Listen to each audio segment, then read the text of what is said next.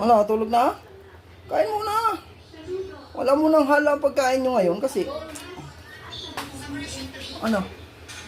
Ano lang siya, Ngayon isa. Pumasok lang. Asan si anong amigo? Ay, si amigo. Ay, si Tulaw.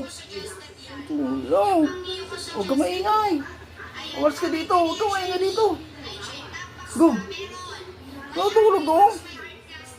Tandaan mo naman ang ano mo. Ay, wala naman to.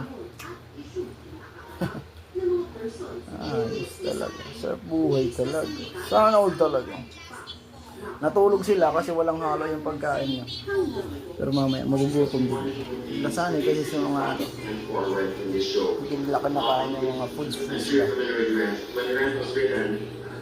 Ito yung halo nila.